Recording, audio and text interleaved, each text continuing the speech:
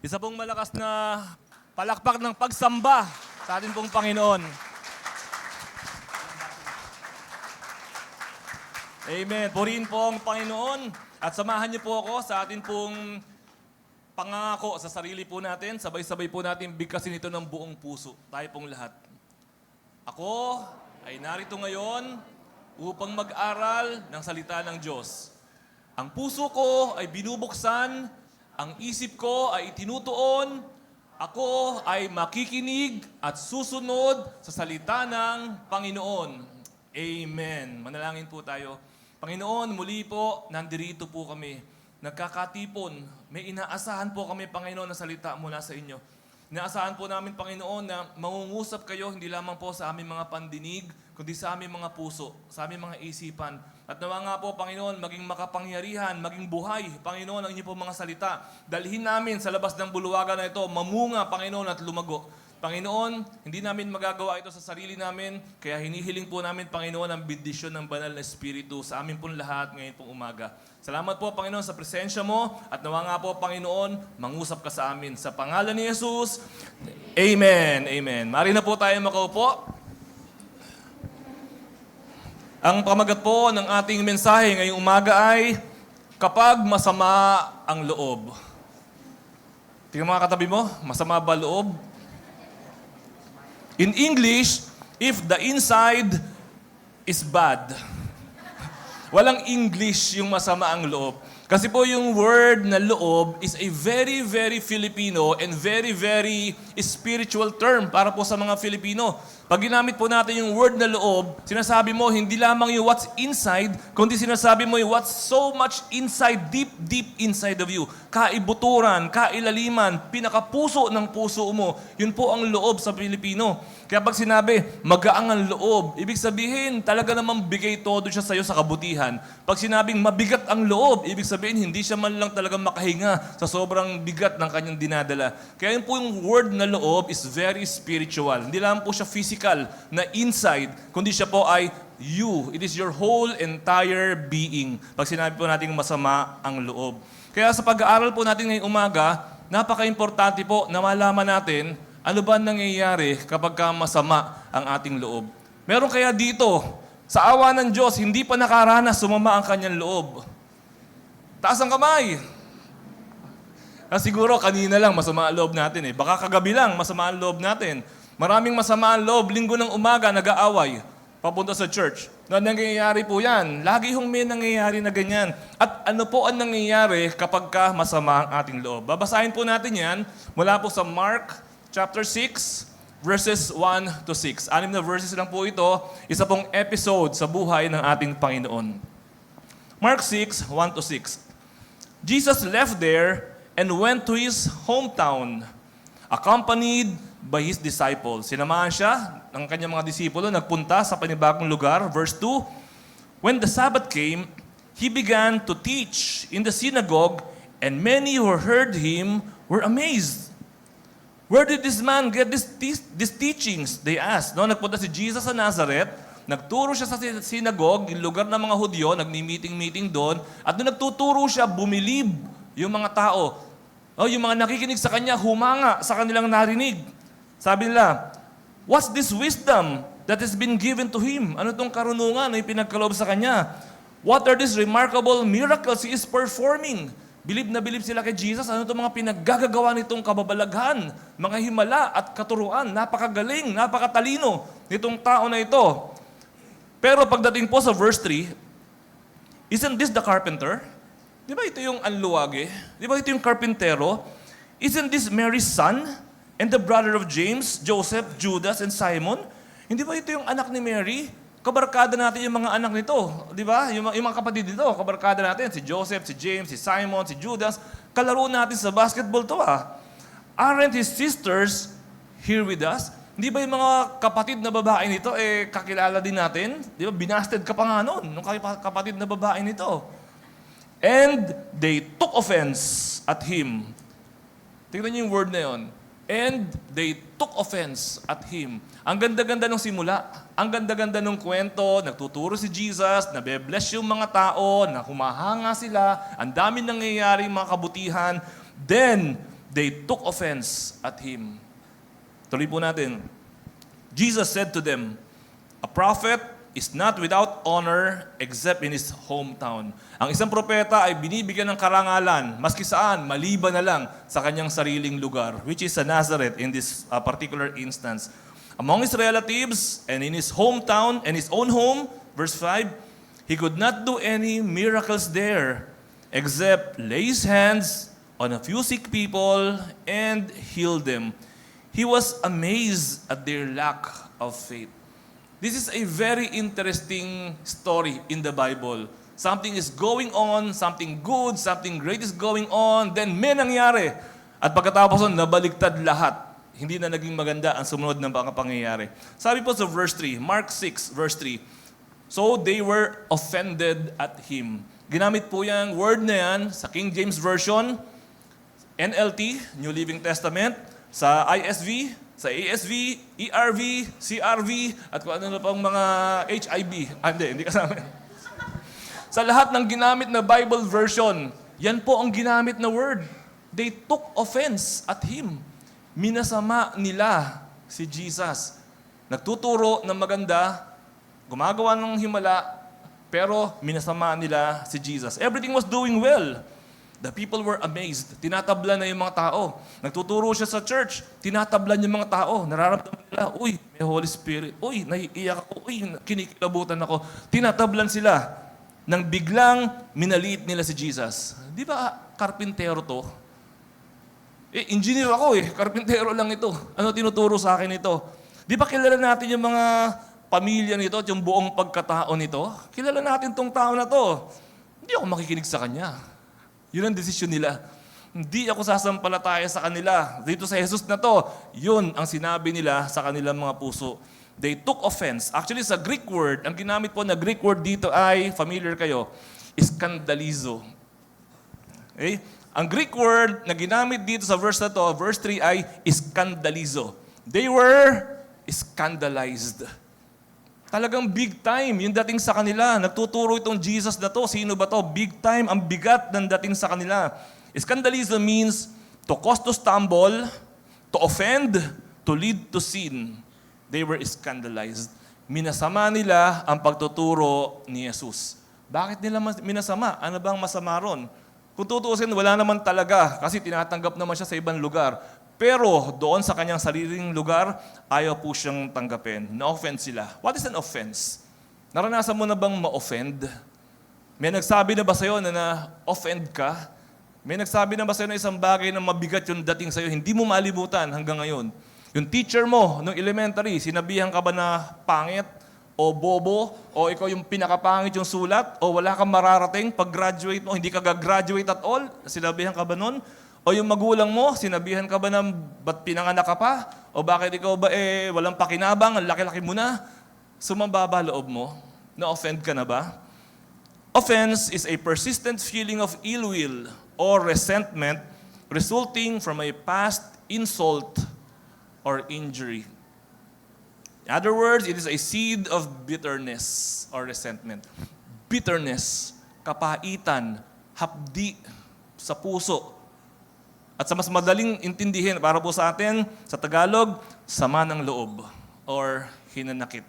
Kaya nga po yun yung title natin Kapag masama ang loob, nangyayari po sa atin yan, na-experience po natin yan, ang tanong, what's going on kapag masama ang atin pong loob? You know, resentments or sama ng loob are deadly, delikado, mahirap. Mahirap kung meron tayong inaalagaan. Para ka nag-aalaga ng kobra. Kahit na mahalin mo ng mahalin yung kobra, bibigyan mo siya ng pabango, pakainin mo siya palagi, tapos sabihin mo siya, I love you. Pagka pinakawalan mo, tutuklawin ka pa rin itong kobra na to. Yan po ang sama ng loob. Sa Bible, ang dami-dami pong example na naging very deadly kapag mayroong sama ng loob na kinikimkim. Kilala natin si Cain. Kanino masama ang loob niya? Kay Abel. Ano ginawa ni Abel? Wala. Diba? Nakapag-worship lang na mas matino kaysa sa kanya. Sumama ang loob niya. Ano ginawa niya kay Abel? Tigok ang Abel. Walang kaalam-alam. Si Esau, kapatid ni Jacob, masama ang loob kay Jacob. Ano gusto niyang gawin kay Jacob? Patayin. Hindi niya nga lang napatay kasi humingi siya ng sorry kay Jacob. Pero kapag meron kang sama ng loob, hindi mo man gustong patayin physically, pero sa isip mo, sa puso mo, sabi sa Bible, kapag gano'n yung tingin mo sa isang tao, hindi mo man siya pinatay, parang pinatay mo na rin siya. Sa puso at sa isip natin. Si Saul, Haring Saul, masama ang loob. Kanino? Kay Haring David. Gusto niya ba ipag-party? Hindi. Gusto niyang patayin. Na itinigil niya lahat ng kanyang ginagawa. Hinabol niya si David kung saan-saan makarating. Ang purpose lang, mapatay niya itong David na to. Yan ang nangyayari kapag meron pong sama ng loob ang isang tao. So medyo hindi tayo familiar siguro kay Haman. Yung mga familiar kay Haman. Kanino naman masama ang loob ni Haman sa Book of Ruth? Kay Mordecai. No, merong kwentong ganyan. Kung hindi niyo pa ho nabasa, punta po kayo sa Book of Ruth. Itong si Mordecai, pag dumadaan si Haman, siya lang yung bukod tanging tao na hindi nagbabaw. Yung mga tao, bow, Haman. Si Mordecai, dumadaan si Haman, nakaganon. Dahil doon, sumama ang loob ni Haman. Ang ginawa ni Haman, nagpatayo siya ng bitayan. Patayo siya ng bitayan. O, yung guillotine, nalagay yung ulo, tapos babagsak na ganun. Talagang gustong pumatay. Kapag may sama ng loob, iba talaga yung dating. Nababago talaga ang isipan kapag masama ang loob. Tulad ng mga relihiyoso na mga tao sa New Testament na mga Pariseo. Kanino masama ang loob nila? Kay Jesus. So ano ending ni Jesus? Namatay sa krus si Jesus dahil pinapatay nila. No, meron talagang murderous attitude kapag masama ang loob. Maaring physically, sa panahon natin ngayon, hindi natin balak gawin yun dahil siyempre makukulong ka, ayaw mo makulong, pero in your mind, in other ways, meron siya negosyo, gusto mong patayin yung negosyo niya. Meron siyang magandang samahan, gusto mong basagin yung magandang samahan. Meron siyang magandang career path, gusto mong guluhin yung kanyang magandang career path. No, meron tayong gustong patayin. Pangarap, ambisyon, samahan, kasiyahan, kapayapaan. Kapag meron po tayong kim-kim na sama ng loob. That's why deadly ang sama ng loob. Many years ago, siguro po mga 10 years ago, today, may business po ako dati. Meron po akong LPG delivery business. Pinasok ko yan nung araw. May mga tauhan po ako, nagdi-deliver sa bahay-bahay, kinakabit nila yung mga tangke ng gas. At maniwala kayo, medyo maganda naman ang kita. Maganda naman po ang kita. Bakit ko itinigil kung maganda naman pala yung kita? Kasi po, isang araw, habang nagbi-business po kami, biglang may nabalitaan kami na merong tindahan din namin, katulad namin ng LPG, na sumabog. Doon sa tabi ng City Hall ng Parañaque. Sumabog yung buong tindahan. Ang ginawa ko, pinuntahan ko talaga. Kasi pareho, may business kaming ganun eh. Di gusto ko malaman kung ano nangyari. Pumunta po ako, inikot-ikot ko, kita ko talaga, sabog-sabog yung mga ano-ano doon. Mga sasakyan, yung mga bintana sa paligid. Yung tindahan talaga, tupok. So nagtanong-tanong din po ako, ano nangyari dito? Bakit sumabog ito? Tanong-tanong po ako. Alam niyo po kung anong sinabing dahilan kung bakit sumabog? Meron pong isang empleyado na pagalitan, sumama ang loob, nagsindi doon sa loob ng tindahan, sabog yung tindahan ng kanyang amo. At palagay niyo ho ba, dahil sa lahat ng sumabog at nasira na yan, yung empleyado na yun ba, okay, fine, meron siyang arson na kaso, pero sino magbabayad lahat ng nasira na yun? Yung ba empleyado? Hindi, yung amo. Deadly kapag meron po tayong inaalagaan na sama ng loob. Para ka nag-alaga ng buhaya sa loob ng bahay ninyo. Imagine mo yung buhaya, no? Patabi tayo, tulog na tayo. Ang sama ng loob. So back to the story. The people in Jesus' time was listening and receiving the Word of God until na-offend sila. Dahil tinuturuan sila ng karpinterong kakilala nila at taga doon din lamang sa kanila. Sabi nila sa sarili nila, anong kalokohan to? Sino to? Ba't ako tinuturuan ito? Anong kala mo sa amin? May isahan mo kami? Hindi mo kami may isahan. Kilala ka namin. Uy! Alam namin yung mga pinaggagawa mo. Uy! Sabi nila, minasamahan nila si Jesus at ang kanyang katuruan. Now, let's answer the question, what happens when we take offense? What happens kapag ka nag-alaga po tayo ng sama ng loob? Ano nangyayari kapag ka nagkimkim ka? Kapag ka may hinanakit ka na inalagaan? Kapag ka may bit-bit ka na baon-baon na sama ng loob sa buhay mo, what happens? Una po, kapag masama ang loob, miracles stop. Tumitigil ang mga himala sa ating buhay. Mark 6, verse 5, He could not do miracles there. Ulitin ko, He could not do any miracles there except lay His hands on a few sick people and heal them. No, wala raw siyang magawa. Look at the words. Look at the words. He could not. Choice niya ba na hindi gumawa ng miracle? According dyan sa grammar? Hindi. He will not. Hindi ganon. Hindi yung, masama loob niyo sa akin. Hindi ako gagawa ng miracles. Hindi ganon. Sabi nung grammar, he could not. Masama loob niyo sa akin. Kahit masama ang loob niyo sa akin, gusto kong gumawa pa rin ng miracles sa inyo. Kaya lang, he could not. So, sa mga nagtatanong, meron bang hindi kayang gawin si Jesus? Sa verse na ito, gusto niyang gumawa ng maraming himala, but he could not. Hindi siya makagawa, tali ang kamay niya, limitado siya. Bakit? Kasi yung mga taong nakikinig sa kanya, masama ang loob sa kanya. May kimkim, may galit, merong hinanakit, ayaw makinig sa kanya itong mga taong ito. Tumingin po kayo sa akin. Kailangan mo ba ng himala sa buhay mo? Ako, kailangan ko. Kung kailangan mo ng himala sa buhay mo, offense and miracles are incompatible. Hindi mo pwedeng pagsabayin ang pananalangin, Diyos ko, paghimalaan mo ko. Tapos yung loob mo, punong-puno ng galit. Punong-puno ng sama ng loob. Punong-puno ng hinanakit kung kani-kanino. It is incompatible.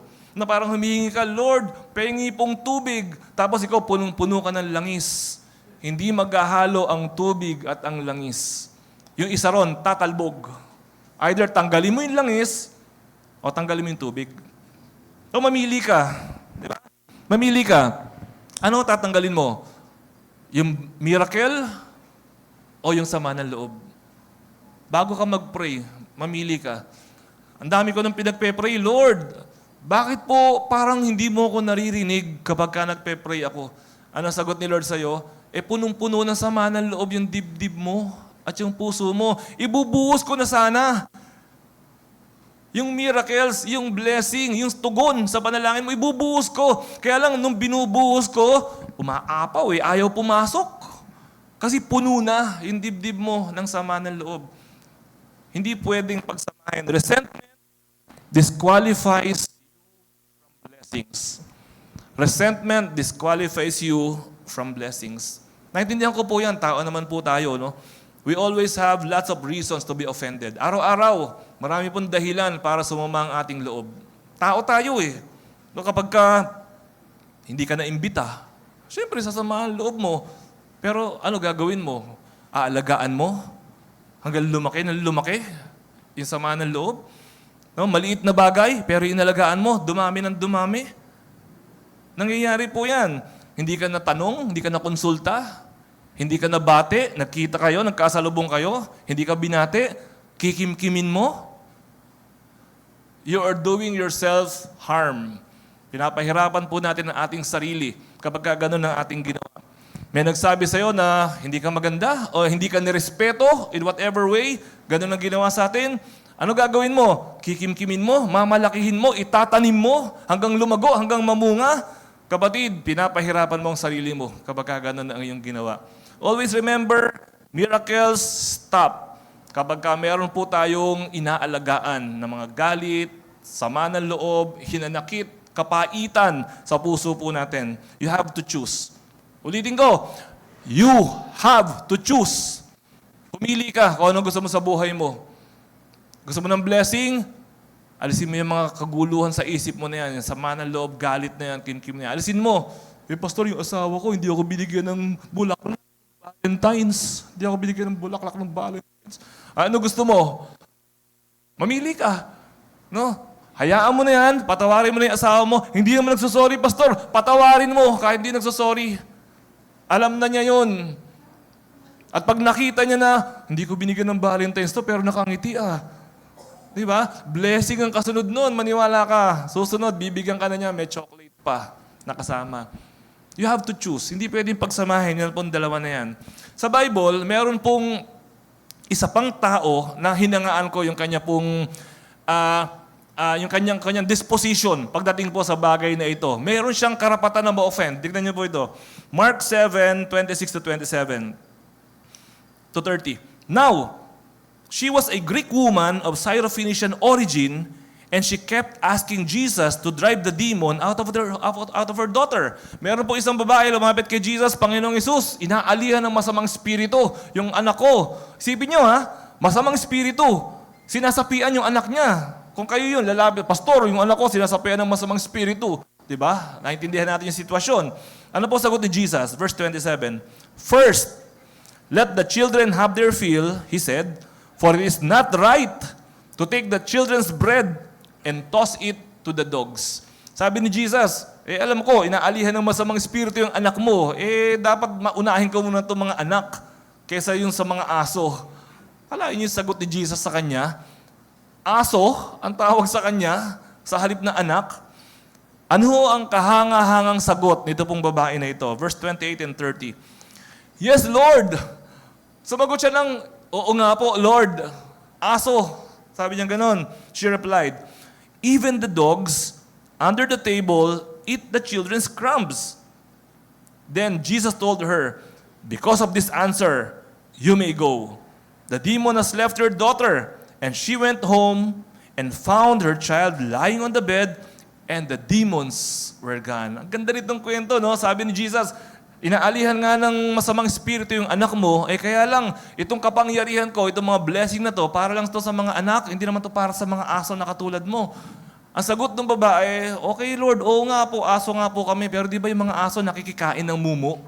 Yung mga nalalaglag, di ba kinakain din naman ng aso yon? At nung sinabi ng babae yon, sabi ni Jesus, galing ng sagot nito Okay na. Sabi niya sa babae, umuwi ka na. Pag uwi ng babae, magaling na yung kanyang anak. Kung kilimkim nung babae, kung sinabi ng babae, akala ko ba propeta ka? Akala ko ba matino ka? Ba't ganyan ang sagot mo? Wala kang galang sa mga babae? Bastos!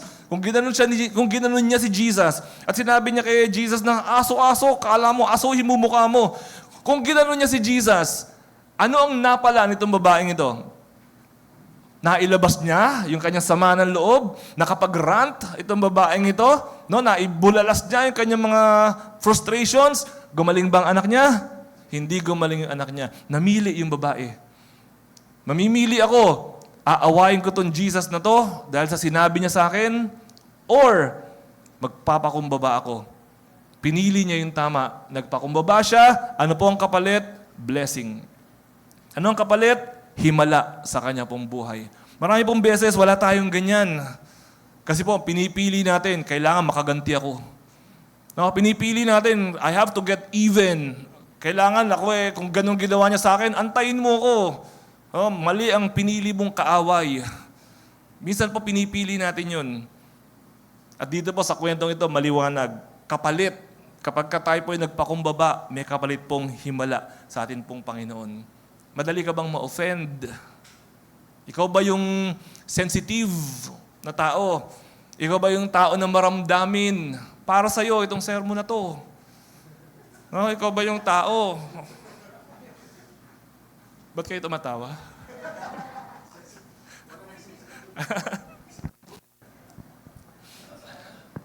Huwag mabuhay sa hinanakit. Totoo lang. Huwag mabuhay sa hinanakit. Ang sarap-sarap mabuhay ng masaya. Kapag lagi ka may hinanakit, ang buhay mo parang lagi ka naka-shades. Parang laging madilim yung paligid mo. Parang laging mabigat. Alam mo yung pagising mo sa umaga tapos alas 8 na, wala pang araw.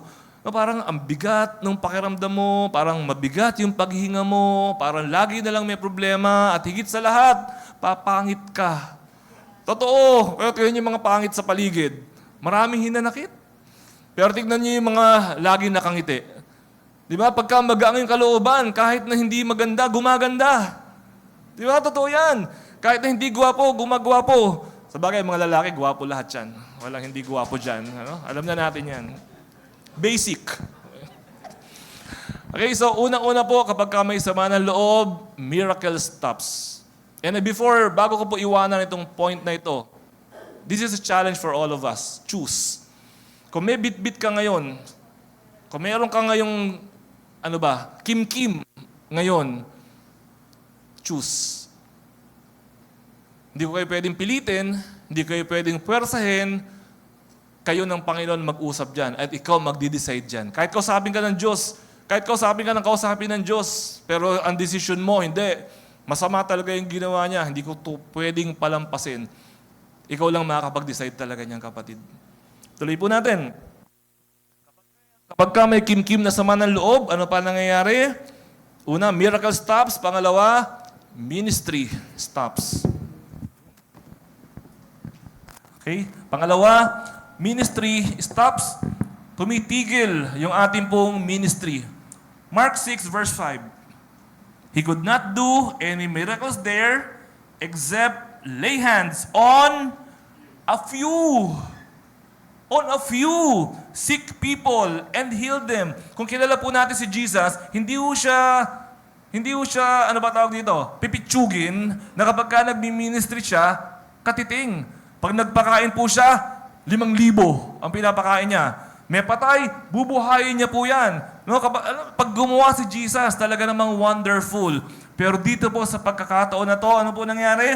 Wala siyang nagawang himala except lay his hands on a few people and heal them. Marami sanang plano si Jesus sa ministry. Marami sana. Pero nahinto ang ministry ni Jesus sa Nazareth.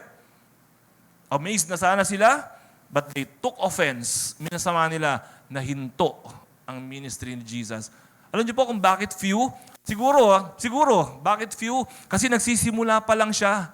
Nung nagsisimula pa lang siya, nakakalima na ako, nakaka-anim na ako. Tapos biglang na-realize ng mga tao, teka, karpintero to ah. Na-realize bigla ng mga tao, so nakakasampu na si Jesus, biglang naputol. Kaya konti lang yung kanya inabot. Kaya ganun. Pero kung hindi sana naputol, dire-diretso ang ministry ni Jesus dito sa lugar na ito. When we are offended, ministry stops. When we are offended, even our ministry to each other stops. Tumitigil. Meron kang magandang kasamahan, meron kang kaibigan, meron kang ka-ministry, meron kang ka-fellowship, tumitigil ang ating ministry sa isa't isa. Goodwill stops.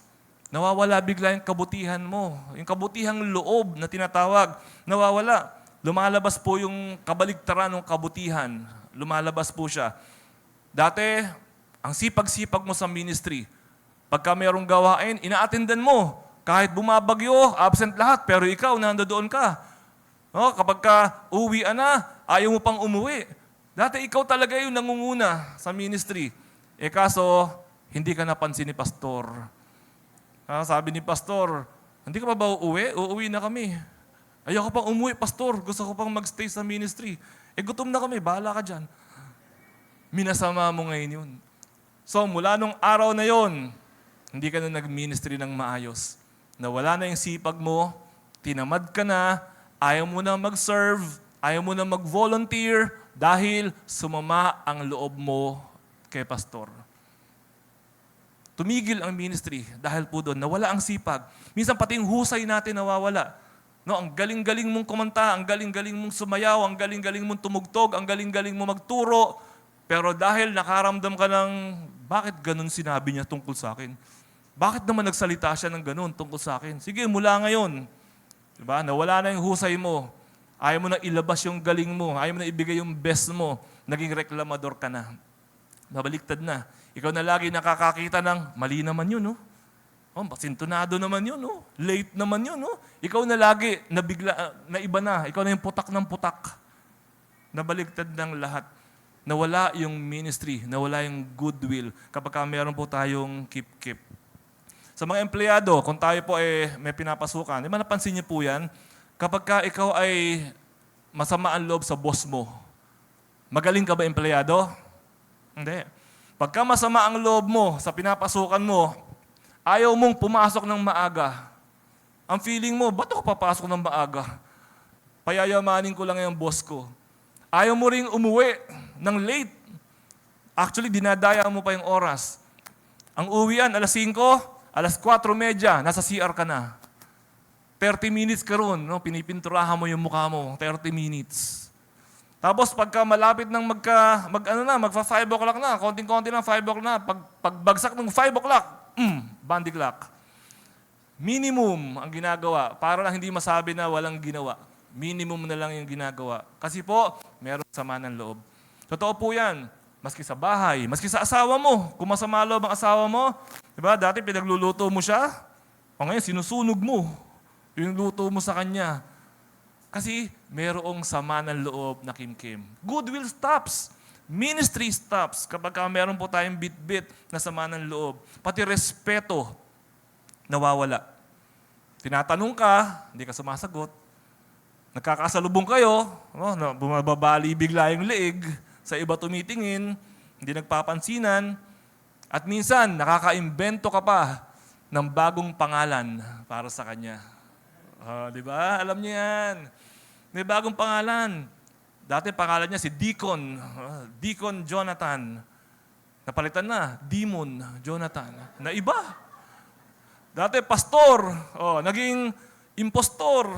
Na iba. Nakaka-imbento ka ng pangalan. Andiyan na si Bruha. Naiba yung pangalan bigla. No? Si Dragon. Si Monster. Naiba bigla ang pangalan. Dahil po dyan.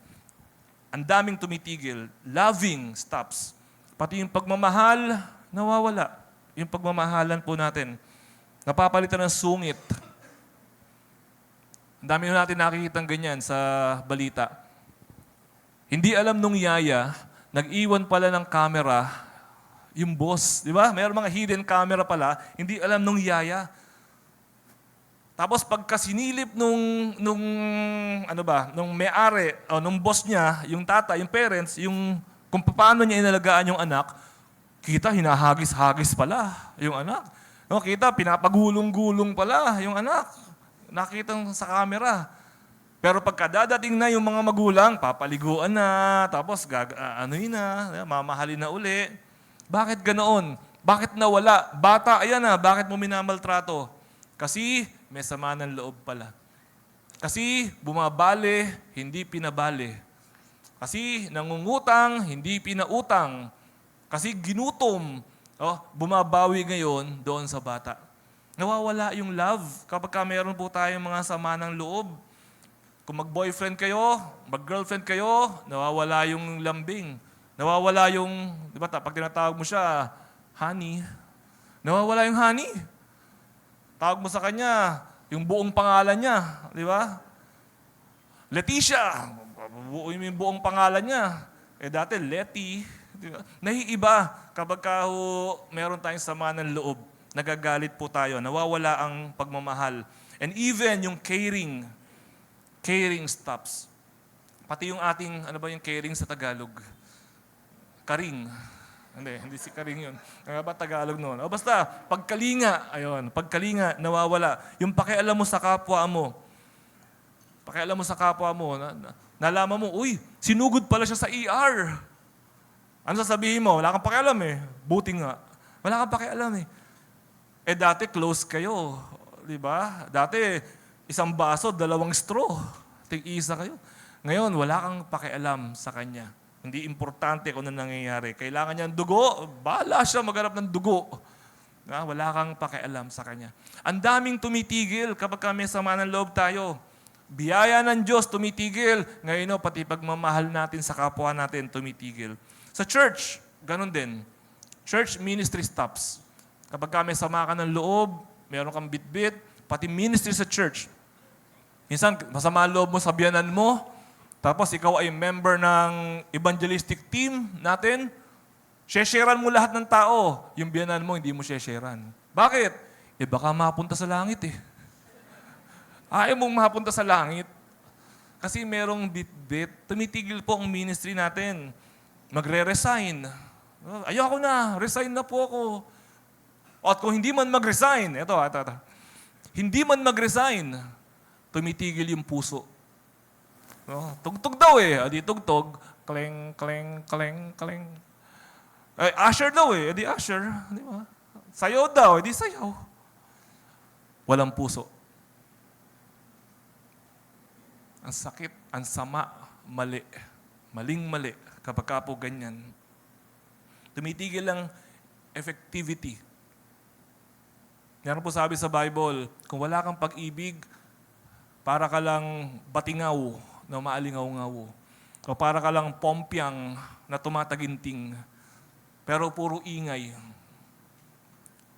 No, yung mga ministry po na ginagawa natin dito, kung walang pagmamahal, kung ako po, nagsisermon ako rito, tapos masama ang loob ko sa inyo, masama ang loob ko kung kanino rito, ano gagawin ko rito? Maninira na lang ako ng maninira.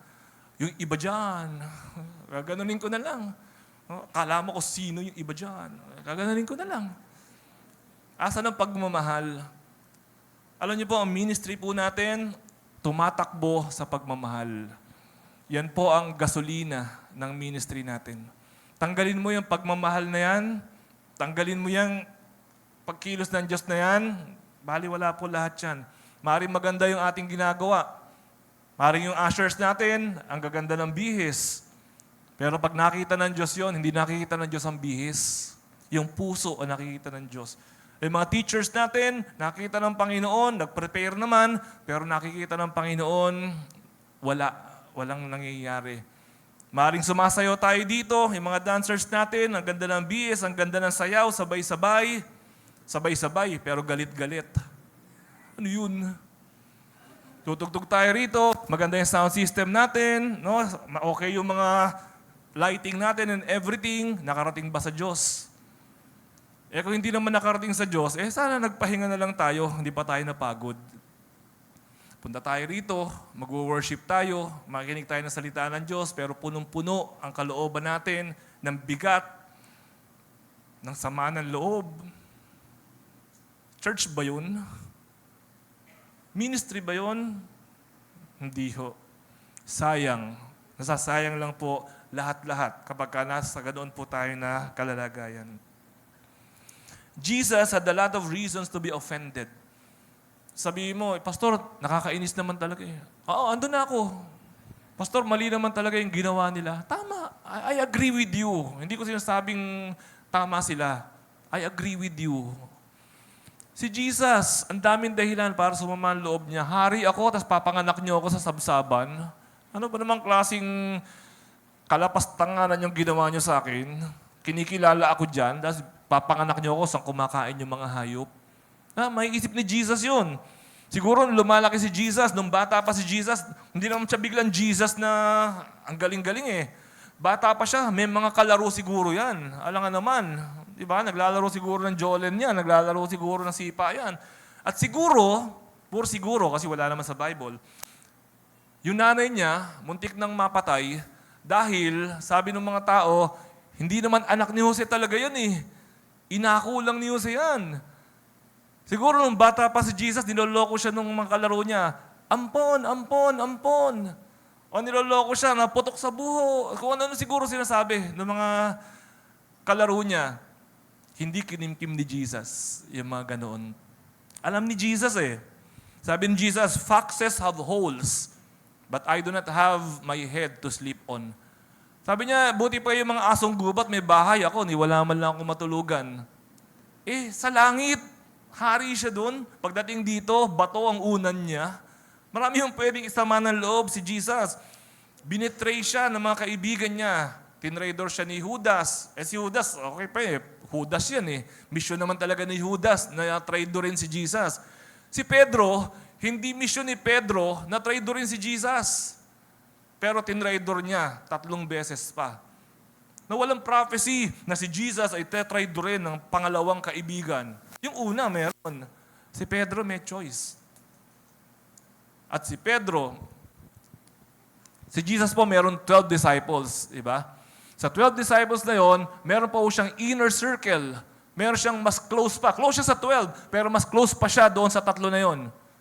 Si James, si John, si Peter. Yung 3 yun, inner circle niya, bago yung 12, meron pa siyang core, kasama si Pedro doon. Tinraidor pa siya nitong Pedro na ito. Okay lang yun eh. Si Judas, alam ko naman, mamamatay ako eh. Okay lang yun. Pero yung Pedro na akala ko mahal ako nito, pinagkatiwalaan ko. Si Judas, sa simula pa lang, wala akong tiwala dito. Alam ko na to. Si Judas, sa simula pa lang, alam ko walang pagmamahal to. Pinepera lang ako nito. Pera-pera lang tong Judas na to. Pero si Pedro, nag-invest ako ng puso. Nag-invest ako ng relasyon. Tinuruan ko ito. Magkasanggang dikit kaming dalawa. Iisang plato na kinakainan namin. Tatraidorin ako. Ang dami yung dahilan para magkimkim ng sama ng loob ang ating pong Panginoon. Dinuraan, hiniya, binugbog, hinubaran. No? Yun ang nakikita natin na nakapako siya sa krus, tapos nakalampin lang siya. Yun ang brief nila nung araw. Yung lampin na yun. Talagang in-expose ng buong kahihiyan. Pero ano po sabi ni Jesus? Father, forgive them. Patawarin mo sila, Panginoon. Ito ang tanong, bakit? Bakit? Bakit gusto ni Jesus patawarin? Simple lang po. Namili siya. Ano pipiliin ko? Sama ng loob ko o yung himala ng kaligtasan sa buong sanlibutan? Pinili niya po yun. Kasi may ministry siya na kailangang gampanan. Hindi niya pwede isakripisyo yung ministry niya para doon sa kim-kim niya at bit-bit niya na sama ng loob. Si Paul, ganun din po. Meron din siyang lot of reasons to be offended. Si Paul, tignan niyo po itong verse 2, 2 Timothy chapter 4, 16 to 17. At my first defense, no one supported me. Sa unang harap ko, wala man lang sumuporta sa akin, but all deserted me. Hindi lang yung walang sumuporta sa akin, nilaglag ako. Iniwan ako, deserted me. Pero sabi po niya, may it not be counted against them. Sana wag na silang bawian. Lord, patawarin mo na sila. Bakit? 17. But the Lord stood with me and strengthened me. Why? So that through me, the proclamation might be fully accomplished. Hindi sasama ang loob ko. Bakit? Kasi meron akong proclamation na kailangan ma-accomplish sa tulong ng Diyos. At dahil po hindi kinimkim ni Pedro o ni Pablo ang kanyang mga sama ng loob, na-accomplish niya ang kanya pong mission. So sa ministry, ganoon din po. Sayang effort kapag ka mabigat ang dibdib, kapag ka masama ang loob. Now, there was a time na gusto ko lang i-appreciate ang aking asawa, syempre.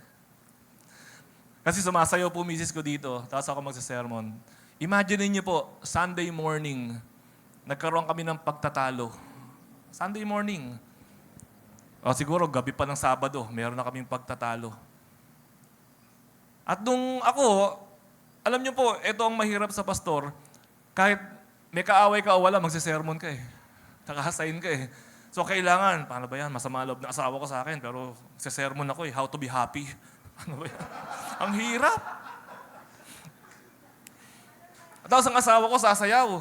Alam niyo po, yung mga, sa mga sumasayaw po natin dito, kasama po sa kanilang, sorry for the word requirement required nakangiti. Yung mga sumasayaw. Kailangan naka-plaster na yung ngiti mo yan dyan. Kasama na yan dyan. So ako, magsasermon ako, how to be happy. Tapos siya sasayaw, nakangiti. Ano niyo, bago magsimula yung service, hinarang niya po ako dyan. Niyakap niya po ako. Tapos sabi niya, hindi ko kayang sumayaw. Ang bigat sa dibdib. Sabi niya ganun. So, sabi ko po sa kanya, pinapatawad na kita.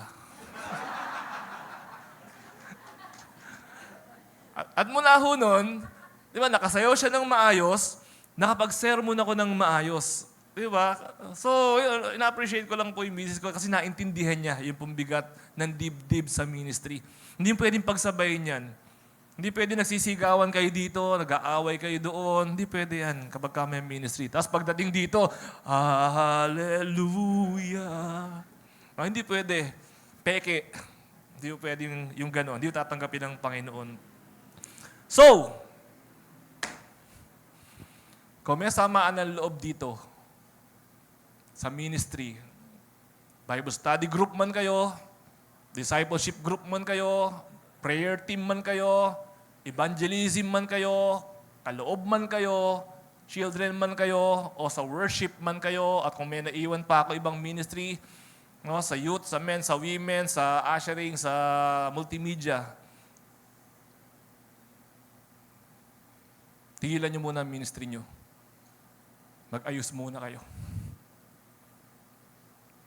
Madadamay ang buong church. Madadamay po ang ating ginagawa, lahat-lahat. So ngayon, habang nakikinig ka sa sermon na to, may naiisip kang tao na nagpa-flash-flash sa isip mo, na gano'n. Ayusin nyo muna yan. Pastor, paano yan? Walang mag-a-usher. Huwag kayong mag-alala. May papadala ang Lord. Kanya yan hindi naman sa atin yan May papadala ang Lord.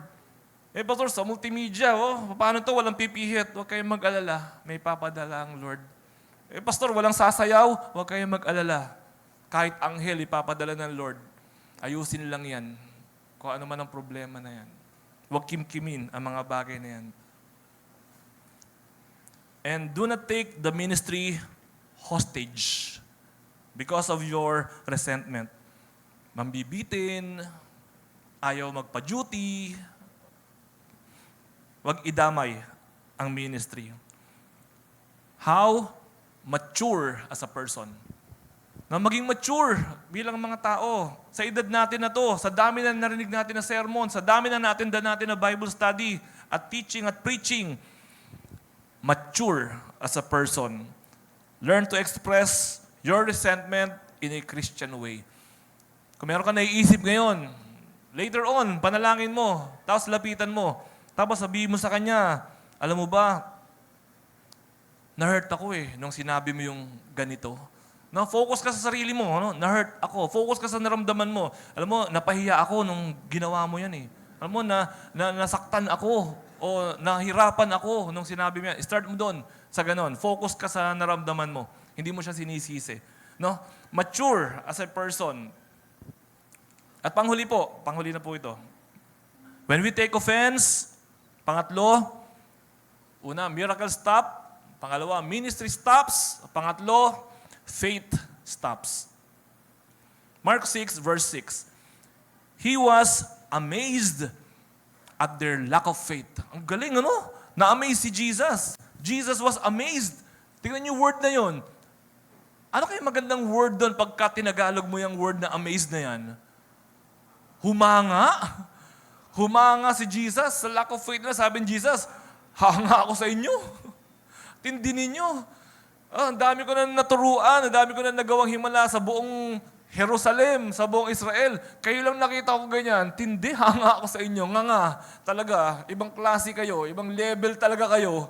Grabe ang kawalan ninyo ng pananampalataya. Bihirang gamitin sa Bible, yung pong word na yan, na si Jesus na amaze, bihira. Yan pa ang nagpa-amaze kay Jesus.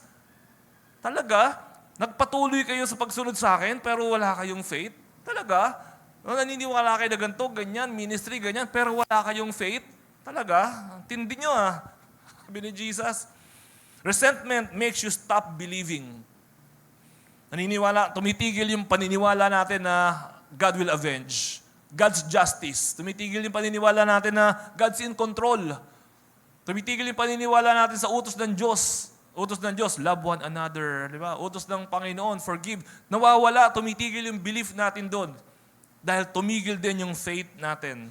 Resentment can lead you away from God. Sobrang dami na po natin nakita niyan. Ba't di ka na nag-church?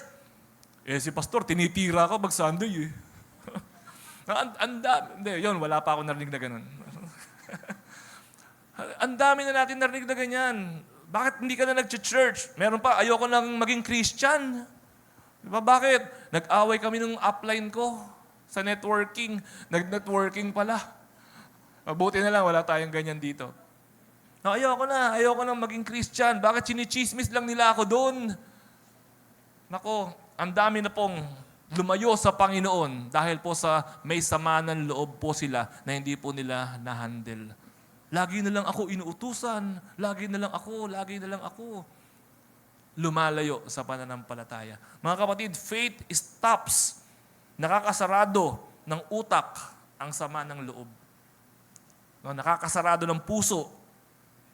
While faith is important in the Christian life, kanina, love is important. Ngayon, faith is important.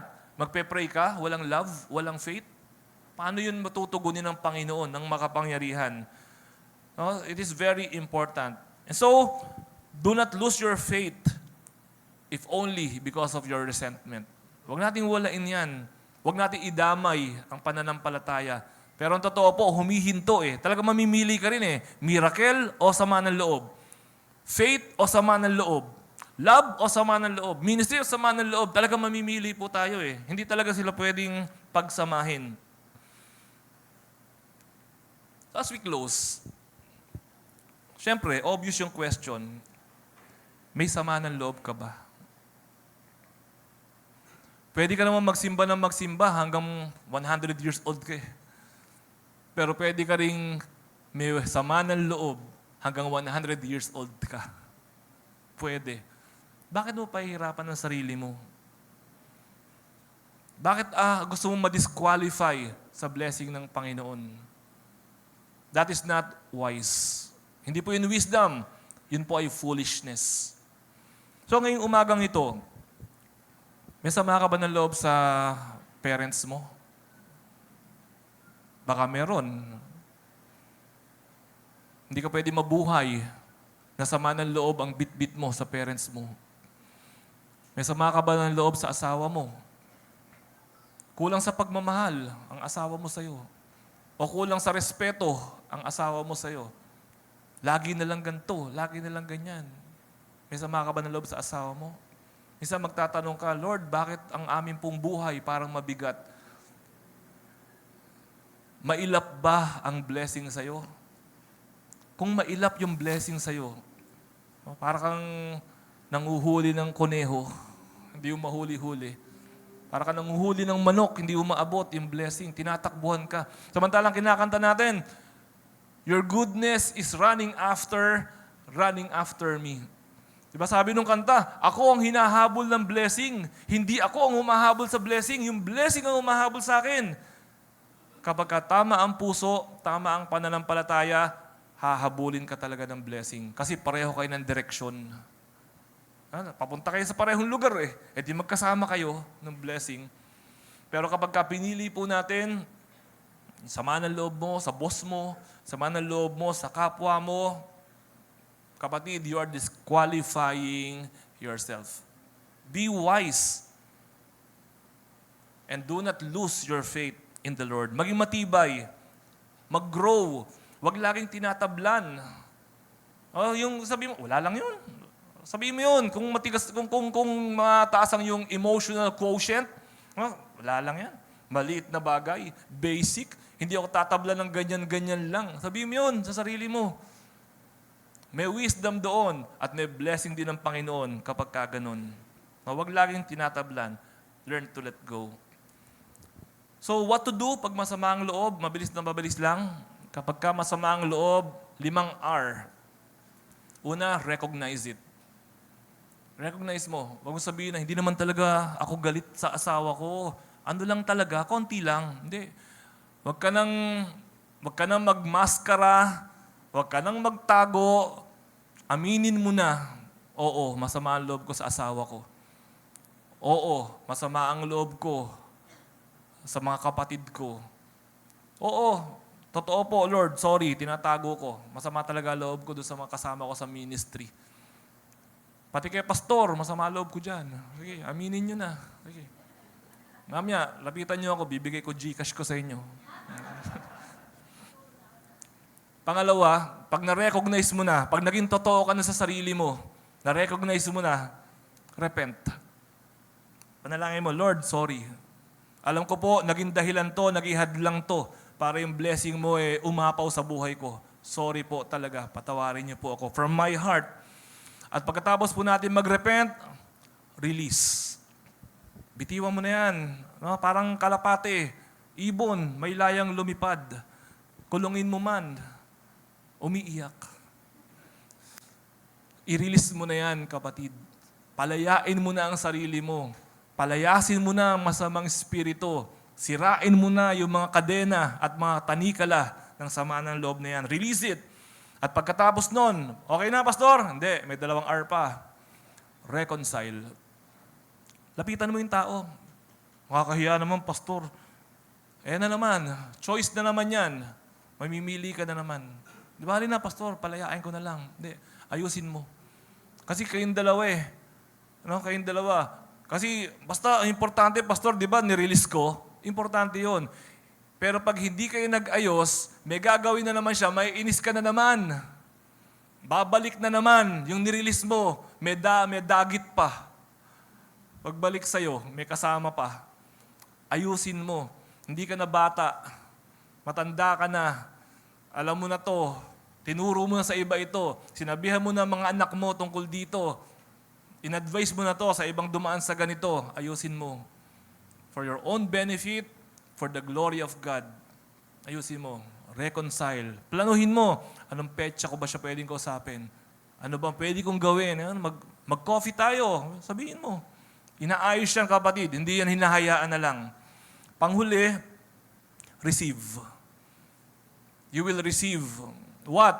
The peace of God. You will receive the freedom from this bondage, and you will receive the blessing of the Lord. Alam mo, pag ibinaba mo ang pride mo, kapatid, hindi ka talo. Hindi ka lugi. Si Satan ang talo kapag ka binaba mo ang pride mo. So, ba't mo ilalaban? Huwag mo ilaban. Kakampi mo ang Panginoon kapag kayan ay ibinaba mo at inayos mo. Sino ba naman sa atin magsasabi ng ayoko ng maayos? Gusto po natin lahat maayos. Kung may kim-kim ka na sama ng loob, ngayon, I want you to deal with it right now. Deal with it right now. Kasi pag lumabas na naman tayo dito, pumunta ka na naman sa SM, naglaro na naman kayo sa arcade, nalimutan na naman lahat itong pinag-usapan natin na ito. Deal with it right now. To save yourself and your loved ones. Gusto ko po kayong i-lead ngayong umaga sa process na ito ng healing. Gusto ko po na ngayong umaga, kung meron pong dapat bitiwan, dapat pakawalan na po natin ngayong pong umagang ito. Una, recognize it. Now, not later. Recognize it now. Hindi pa humamya. At habang nakatungo po ang lahat, tumungo po tayong lahat. Habang nakatungo po ang lahat, recognize your resentment. Aminin mo ang sama ng loob mo. Ikaw at ang Panginoon ang nakakaalam. Wala ka namang maitatago sa Kanya. Pero minsan nagtatago ka sa sarili mo. Minsan yung sarili mo, hindi niya tinatanggap kahit nando doon. Kapatid, panahon na para harapin mo ang sarili mo. Aminin mo ang sarili mo. Aminin mo sa sarili mo ang totoo. Oo, galit ako sa taong ito. Oo, masama ang loob ko sa tao na ito. Oo, naapektuhan ako dahil sa taong ito. Aminin mo yan sa sarili mo. Bibigyan kita ng ilang saglit para ito isipin, ipanalangin.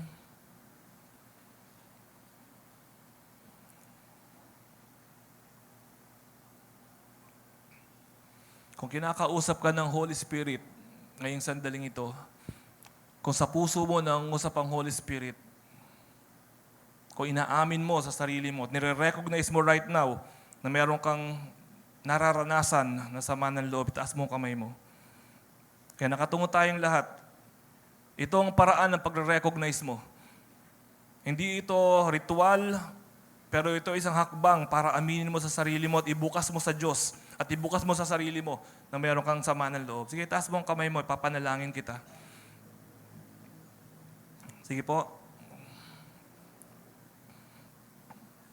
Tumango po tayong lahat.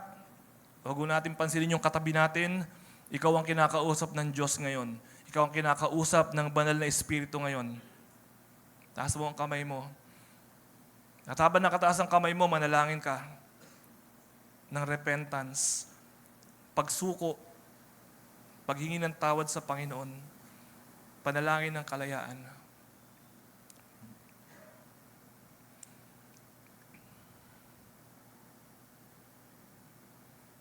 Huwag po natin tignan ng mga nasa paligid natin. Deal with yourself and with the Lord. Kayong dalawa mag-usap ngayon.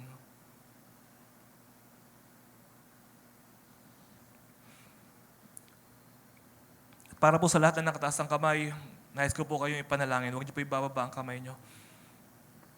Panginoon, salamat po sa pagkausap mo sa aking mga kapatid na ito na nakataas ang kamay. Salamat po, Panginoon, sa kanilang pag-amin, sa kanilang sarili, na mayroon pong mabigat na bato na nagpapabigat sa kanilang buhay, sa kanilang dibdib, puso, sa kanilang kalooban. Panginoon, salamat po sa pagkilos ng banal na Espiritu sa kanila, sa conviction na nagmumula po sa inyo. Ama, ang kanila pong pagtataas ng kamay ay pasimula po ng unang hakbang para po sa kanilang kalayaan at para po sa kapayapaan ng puso at sa pagdaloy po ng biyaya mo sa kanilang buhay. Panginoon, pakinggan niyo po ngayon ang kanilang paghingi ng kapatawaran sa inyo sa mga sandaling ito. So, panalangin po natin, repent right now. After we recognize, let us repent of the ill feeling.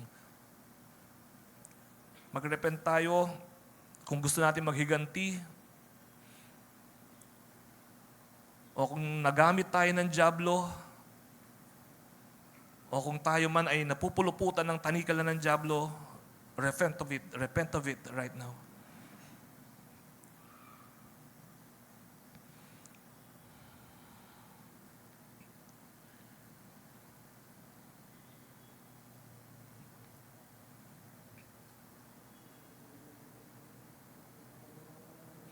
Salamat po, Panginoon, sa bawat declaration ng repentance. Salamat po, Panginoon, sa bawat pagpapakumbaba na panalangin, na paghingi ng tawad sa inyo, sa pag-amin, Panginoon. At Lord, salamat din po sa kalayaan na inyo po yung pagkakaloob sa aking mga kapatid na ito. Kumilos po kayo sa kanilang buhay. Tulungan niyo po sila, Panginoon, na sa araw na ito, makahakbang po sila tungo sa kaginhawahan ng puso, ng isip, ng dibdib, ng kalooban. At kung kanino man po, Panginoon, sila nagkakaroon ng puso, ng kabigatan, Panginoon, bigyan niyo po sila ng kakayahan para ito po, Panginoon, ay maisarado. Para ito po, Panginoon, ay maputol. Ito po ay matapos, Panginoon. At ang lugar na ito, ang kanilang tahanan, ang kanilang kalooban ay maging parang langit, Panginoon. Maramdaman po nila ang biyaya. Maramdaman po nila ang pagpasok at pagkilos mo sa puso, sa buhay at sa bahay po nila, aming Panginoon. Bigyan niyo po sila ng pagkakataon na ma-reconcile sa mga tao na ito na kanila pong kinakasamaan ng loob. Bigyan sila ng wisdom, bigyan sila ng opportunity, Panginoon. At sa kanila pong paggawa nito, Panginoon, I pray that they will receive your blessings right now. Una-una po, Panginoon, ang blessing ng Holy Spirit sa kanila, ang katapangan, ang karunungan. Bless them, Lord God, in the name of Jesus. At dinadalangin ko rin po sa inyo, Panginoon, bigyan niyo po sila ng kapayapaan, bigyan niyo po sila ng kaginhawahan sa kanilang puso at kalooban, at ang biyaya mo po, nawa, Panginoon, ay wala ng anumang hahadlang mula sa araw na ito. Salamat po, Panginoon, sa kalayaan. Salamat po, Panginoon, sa inyong pagmamahal, sa kapangyarihan, at sa dugo ni Jesus na nagbayad ng lahat ng aming pong kasalanan. Salamat po, Panginoon, for your glory. We praise you, Lord. In the name of Jesus, we pray. Amen. Amen. Palakpakan po natin ang Panginoon, and let's give glory to our Lord, our God.